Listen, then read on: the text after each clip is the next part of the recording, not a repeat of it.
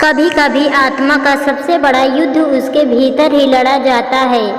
न तलवार होती है न रक्त, सिर्फ विचारों की आंधियां और मौन की चट्टानें। आज की कथा एक ऐसे युवक की है जिसने सत्य को स्वयं से बाहर नहीं, अंधेरे में खोजा और जो उसे मिला वह केवल रोशनी नहीं, एक नई सृष्टि थी।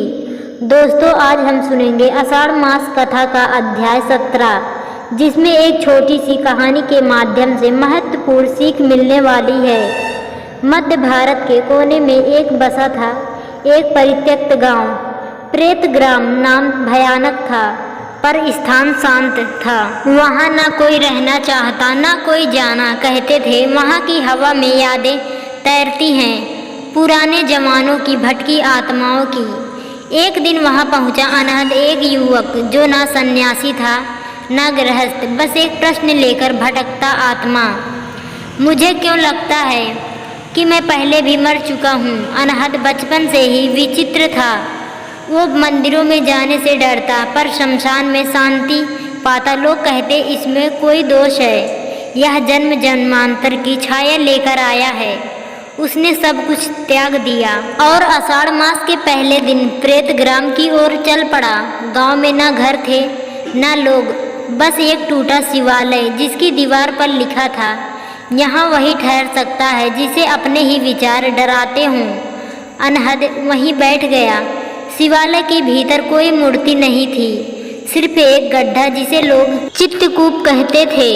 अनहद ने 3 दिन तक कुछ नहीं खाया, बस उसी गड्ढे को निहारता रहा। चौथे दिन उसके मन में एक विचार उभरा, कहीं यह गड्ढा बाहर नहीं, मेरे भीतर ही तो नहीं।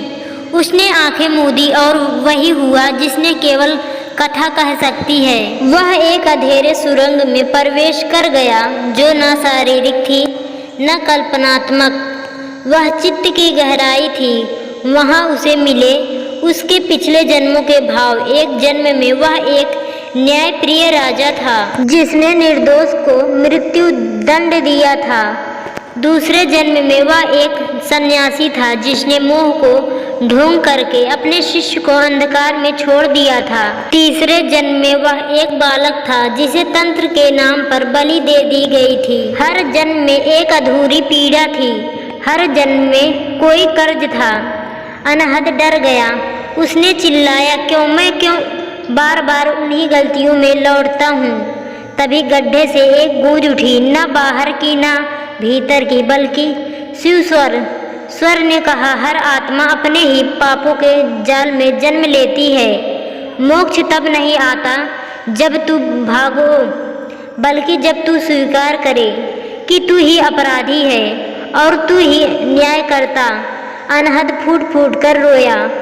उसे पहली बार लगा कि उसका मौन अब बोझ नहीं, उपचार है। अगली सुबह गांव की टूटी दीवार पर शिव की मूर्ति खुद ब खुद उभर आई और गड्ढा अब एक कमल ताल बन चुका था।